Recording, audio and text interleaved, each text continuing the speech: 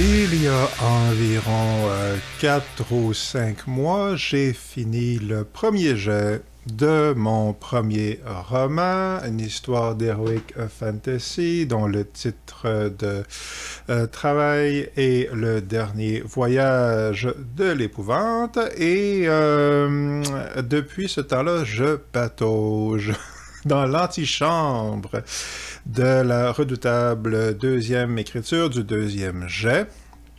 Et j'ai décidé de faire un bilan hebdomadaire de mon travail de réécriture pour m'aider, en fait, dans cette réécriture-là. Ça fait partie de l'automotivation, si vous voulez. Là.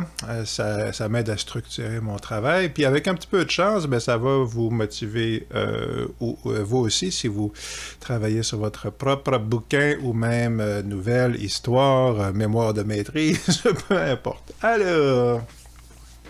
où est-ce que j'en suis? Ben, l'épisode d'aujourd'hui, de notre saga de réécriture, notre épisode d'aujourd'hui s'appelle « Une lueur d'espoir ». Et d'où vient cette lueur? Ben, d'où vient le problème? On va commencer par ça. C'est quoi le problème? Ben, écrire un roman, c'est long et c'est un méga chantier. Et quand on a fini, on est bien content. Mais on se ramasse avec l'équivalent d'une méga montagne de vaisselle qu'il faut refaire du début, essentiellement. Il faut relaver toute la vaisselle qu'on vient de faire, puis c'est l'équivalent de vaisselle pour 95 invités qui sont là depuis 3 semaines pour les fêtes. Donc, concrètement, ça veut dire quoi? Ça veut dire que dans mon cas, j'avais un manuscrit d'environ 40 chapitres pour un total de 135 000 mots environ. Et c'est le double de ce que j'espérais. Puis c'est cool, tu sais, je veux dire, il y a un sentiment d'accomplissement, de se dire « Oh, j'ai écrit un manuscrit de 135 000 mots. » Oui, pas pages, mais mots.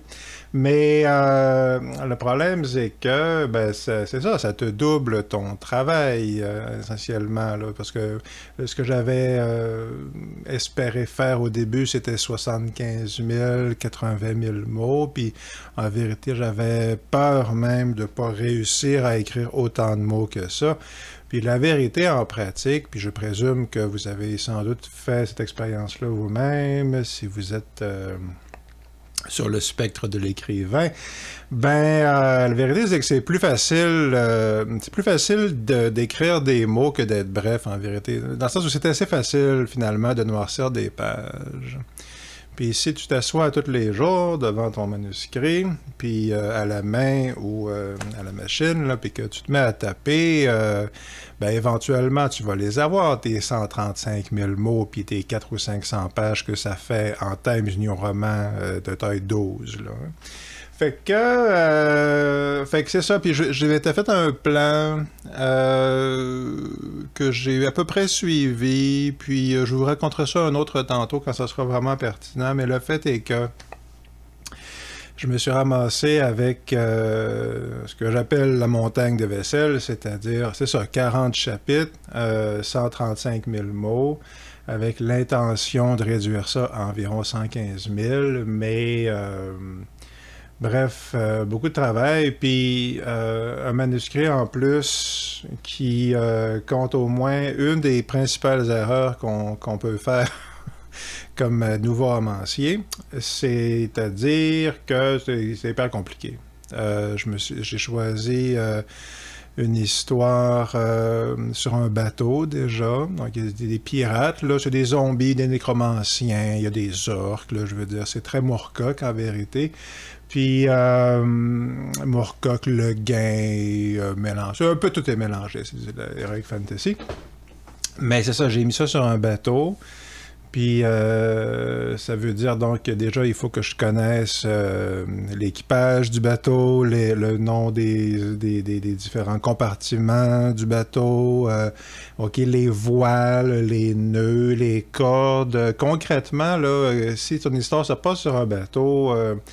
tu peux jamais t'en faire complètement l'économie de ça. Puis ça aussi, j'en reparlerai dans d'autres vidéos, mais juste ça m'a compliqué l'ouvrage. Puis en plus de ça, c'était sur un bateau avec un équipage de 40 personnes, ben, il faut que tu t'attendes à devoir plus ou moins les nommer ou les identifier, les reconnaître. OK, c'est quoi les boulots qu'ils font, c'est quoi leur nom, c'est qui ces gens-là. Bon. Puis j'avais pas mal de notes de prêtres là, quand j'ai fait mon manuscrit, mon premier jet. Mais le fait est que, même avec la meilleure préparation au monde, c'est ça, si tu as une histoire qui se passe à la grandeur d'un continent, ce qui est mon cas, avec des complots innombrables, et pour citer Frank Herbert, des plans à l'intérieur des plans, puis des trahisons, puis des coups fourrés, puis des complots, puis des prophéties, puis tout ce que vous pouvez possiblement imaginer de ce genre-là. Puis j'ai mis ça parce que c'est le fun. Mais c'est ça, tout ça, plus tous ces personnages-là. Bon, ça fait un manuscrit où il y a beaucoup de fils parallèles à maintenir démêlés, là, si vous voulez. Ça fait beaucoup d'ouvrages. Ça fait que tout ça, ça a joué en vérité dans mes 4 mois de ce qu'il faut bien appeler la procrastination. Là, okay? Donc, on peut dire que c'était une pause bien méritée, mais ça m'a pris pas mal de temps à m'y remettre. Puis la lueur d'espoir, ben, la première, il y a plusieurs sources à cette lueur-là, mais la première, c'est que j'ai finalement réussi à reprendre mon air d'aller. Okay. Puis j'ai décrit dans une vidéo précédente comment je me suis pris. Puis essentiellement, je me suis habitué à écrire un tout petit peu à tous les jours. Puis j'ai fait ça pas en travaillant sur le manuscrit, mais en réduisant l'importance de la tâche que j'avais à accomplir sous la forme de une nouvelle que j'ai terminée, puis une autre. Donc, c'est ça. Je me suis donné comme objectif d'abord de travailler tous les jours sur une nouvelle que je voulais finir pour un concours, ce qui fut fait. J'ai pas gagné, mais c'est pas grave. Puis, quand ça a été fini, j'ai eu vent d'une autre nouvelle, pour un autre appel à texte, en vérité, pour un texte plus court. Ça fait que j'ai décidé d'écrire ce texte-là avant, de me remettre vraiment à mon deuxième jet. Puis pourquoi? Parce que c'est bon d'accumuler les victoires. Concrètement, c'est ça. La volonté est un caniche. Hein? Il faut l'entraîner, il faut l'encourager, il faut lui donner des récompenses. Puis la principale récompense, c'est le sentiment de satisfaction, en vérité, qu'on a. Fait que quand on termine, par exemple, une nouvelle, fut-elle très courte, ben c'est ça, ton caniche intérieur, ta volonté, elle, que ça soit 3 pages ou 3000 pages, ça fait une différence, mais pas tant que ça. Okay, ce qui compte, c'est l'accomplissement. Ce qui compte, c'est OK, je voulais le faire, je l'ai fini, c'est fait, j'ai compté des points. Puis ces points-là te permettent en quelque sorte de monter de niveau. Puis quand tu as assez monté de niveau, tu es prêt à te remettre au chantier, au travail. Fait que moi, j'ai accompli cette étape au niveau 3, c'est-à-dire j'ai fini la première nouvelle, j'ai fini la deuxième, j'ai travaillé dessus pendant 2-3 semaines, je l'ai envoyé. Puis là, je me suis remis au manuscrit. Et c'est la première semaine. Je compte aujourd'hui comme étant la fin de la semaine 1 du deuxième jet. Et ben, commençons par le bilan de la semaine. J'ai 2800 mots que je compte pour cette semaine. Je compte aussi les quelques... C'est le moins qu'une page, essentiellement, que j'avais déjà rédigé dans les semaines avant, là, peu importe. Là, 2800 mots. Le manuscrit, au total, fait présentement 6400 mots, mais il y a les pages des matières là-dedans, puis il y a des notes que j'ai prises pour les chapitres subséquents. Des gens d'affaires comme ça, là, okay? Il y a du bagage là, que je garde dans mon manuscrit pour me sauver de l'ouvrage. Fait que... Le vrai manuscrit, si on veut, le nombre de mots, le décompte de mots du deuxième jet actuellement, c'est 2800 mots. Ça fait que, ben si j'arrive à maintenir ça à environ 115-120 000 mots au total à la fin, ben il m'en reste environ 113 000. Bon, ça se compte pas vraiment comme ça dans la vraie vie, mais mettons, ça donne un ordre de grandeur. J'ai, en vérité, quelque chose comme entre le tiers puis la moitié du premier chapitre, de fait. C'est une meilleure manière de le compter. Plutôt le tiers, mais entre le tiers puis la moitié. Fait que c'est cool. Je suis assez content, honnêtement. Puis qu'est-ce que je constate? C'est quoi les autres sources de cette lueur d'espoir? Ben déjà, je constate que ça va beaucoup mieux que la première fois. Dans le sens où il y a beaucoup d'endroits où l'écriture vient plus facilement parce que je connais mieux mon univers. Puis parce que je connais mieux mon intrigue. Ça fait qu'au premier jet, on est tout le temps en train de tâtonner un petit peu. On est en train de découvrir, c'est ça, le monde et l'intrigue, même si on a une assez bonne idée de la direction que ça va prendre. Le fait est qu'on le sait vraiment quand on a fini le premier jet. C'est quoi que l'histoire raconte vraiment, puis de quelle manière. La structure réelle, en tout cas dans mon cas, change pas mal en cours de route. Puis ça prend plusieurs chapitres avant que vraiment on commence à déceler ça va être quoi finalement la forme du bouquin quand il sera fini. Fait que, mais donc c'est ça, fait que quand tu reviens pour écrire ton deuxième jet, ce qui est intéressant, c'est que, puis ça aussi c'est quelque chose que j'avais mentionné dans une autre vidéo, c'est drôle à dire, mais ce qui facilite le travail, c'est exactement la même chose que ce qui pourrait compliquer le travail.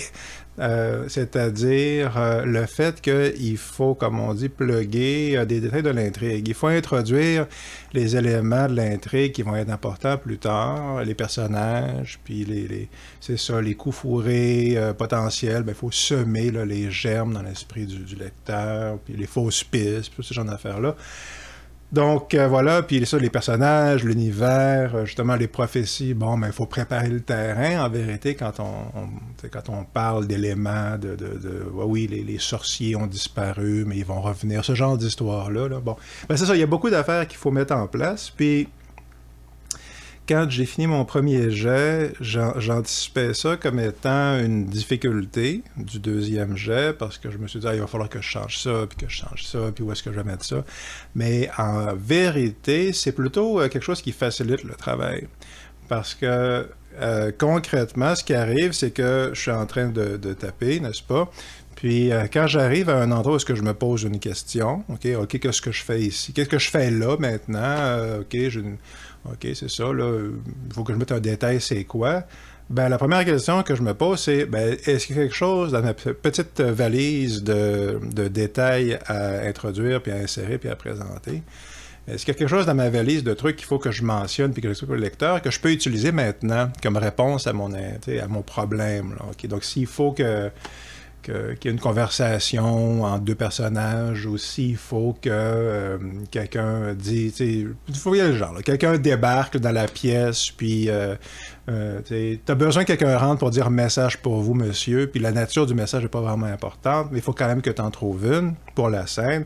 Ben, est-ce que ton message peut avoir rapport avec un élément de l'intrigue que tu as besoin de placer par ailleurs? Puis à date, la réponse est tout le temps oui, en fait. Il y a tout le temps une manière d'utiliser ces opportunités-là, finalement, de questions qui se soulèvent pour approfondir l'univers en introduisant ces éléments-là qu'on avait besoin d'introduire de toute manière. Ça fait que le problème est la solution. Puis à date, moi, c'est quelque chose que je rencontre assez souvent dans l'écriture là, de nouvelles et de romans en particulier. Le problème, en général, est la solution. Il contient sa propre solution. Puis c'est étonnant à quel point ça le fait. Fait que ça, c'est cool. Puis l'autre bonne nouvelle, l'autre lueur d'espoir, c'est que en y réfléchissant, j'ai pas mal l'impression qu'il y a quand même plusieurs chapitres que je vais pas être obligé de réécrire au complet. Donc, c'est ça. La structure de mon roman est divisée en 4 livres. Le modèle, encore une fois, c'est les genres de fix-up de Moorcock, là, les romans d'Elric en particulier. Donc, Moorcock avait écrit à l'origine les romans d'Elric comme étant des nouvelles distinctes, d'environ quelque chose comme, j'imagine, 60 pages, entre 40 et 80 pages. Et pour chacun des 6 romans de la saga d'origine, avant qu'il commence à en rajouter dans les années 80, ben pour chacun de ces romans-là, il a juste pris 3 histoires, puis il les a concaténées ensemble. Puis chacun de ces romans-là fait en général 3 parties, livre 1, livre 2, livre 3. Puis, fait que c'est 3 nouvelles séparées, mais qui sont cousues ensemble. Et donc, ce qu'on appelle un fix-up. Puis, c'est le modèle que j'avais utilisé. Bon. Fait que je me ramasse avec un roman en 4 livres, 4 tomes comme ça, d'environ 60 à 80 pages chacun. Et, ben, je suis pas mal certain que le premier livre, je vais devoir le réécrire à peu près au complet. Le deuxième, je sais que je vais devoir en réécrire probablement au moins la moitié. Mais plus que ça avance, plus que je suis pas mal certain que je vais pouvoir réutiliser une bonne partie des chapitres tels qu'ils sont déjà. Alors, je vais quand même avoir besoin de les réviser, puis de changer pas mal de détails, puis les noms, puis les événements, puis certains événements, les détails, couper des bouts, etc., raccourcir. Bon, il y a un gros travail d'édition à faire, mais ça demeure pas le même niveau de travail que réécrire au complet. Okay? C'est quand même plus facile éditer que réécrire, à beaucoup de points de vue. Ça fait que ça veut dire que, ben c'est ça, en vérité, j'ai pas besoin de réécrire à partir de zéro quelque chose comme 115, 120 000 mots. Là. Je peux réutiliser probablement à peu près la moitié de mon premier jet. Je dirais à vue de nez quelque chose comme ça. Il y a probablement à peu près la moitié du premier jet que je peux juste copier-coller, remettre tel que tel. Puis oui, je vais les retravailler de manière tellement substantielle qu'à toute fin pratique, ça va presque compter comme une réécriture complète, mais ce presque-là, c'est lui qui est important, c'est le détail. Okay? Je vais quand même me baser sur quelque chose qui existe déjà, puis ça va me sauver pas mal de boulot. Donc, fait que c'est ça. Puis je m'étais dit que je le réécrirais au complet, mais c'est une affaire que je m'étais dit, je pense. Je me demande à quel point j'y croyais à 100% en me disant ça. Est-ce que c'était une affectation? Est-ce que je me suis dit ça pour, par orgueil ou je sais pas, des fois, là. Mais le fait est que, non, c'est ça. Je devrais pouvoir réutiliser pas mal de mon manuscrit d'origine, même si ça va être réécrit en profondeur, mais ça va être réécrit plutôt que écrit à partir de zéro pour un deuxième jet. Vous voyez le concept. Ça fait que c'est à peu près ça. Fait que j'ai repris ma semi-vitesse de croisière, je dirais. Quand ça allait vraiment bien, pour le premier jet, je faisais facilement 3000 mots par jour. Donc, si je pouvais atteindre cette vitesse-là pour le deuxième jet, ça serait super. Ce que j'ai l'intention de faire, mais on verra dans les épisodes suivants, ce que j'ai l'intention de faire, c'est de continuer à avoir une session de travail principale par jour, qui est celle où est-ce que ma seule responsabilité, vraiment, c'est d'ouvrir mon manuscrit puis de taper quelque chose dedans, une nouvelle phrase, essentiellement, taper quelque chose de nouveau, et le sauvegarder. Okay? Donc ça, c'est ma séance de travail minimale. Puis encore une fois, je fais ça parce que je veux m'assurer de le faire à tous les jours. Parce que t'es mieux de le faire à tous les jours en quantité infinitésimale que pas le faire pantoute en te disant que tu vas faire une grosse séance de travail, un de ces 4 que tu fais jamais, que tu repousses au lendemain pendant 4 ou 5 mois, ce que j'ai fait. Fait que je vais garder ça, la séance de travail minimale à tous les jours.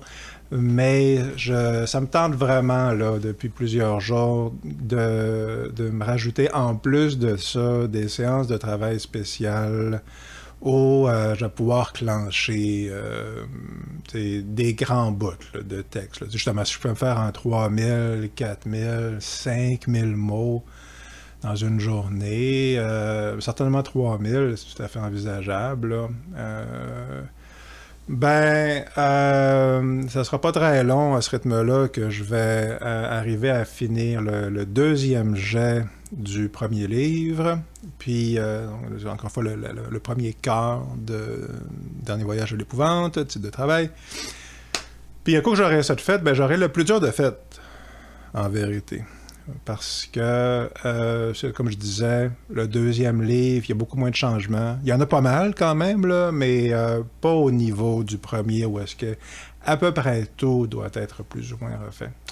Et c'est ça. Puis pour le 3, j'ai besoin de le raccourcir puis de le mettre plus beau, là, mais les grandes lignes, c'est à peu près ça. Il n'y a pas tant de grands changements fondamentaux dans le troisième. Puis dans le quatrième, même chose. Il n'y en a pratiquement pas. Il y a des détails importants que je dois changer, mais ça demeure des détails.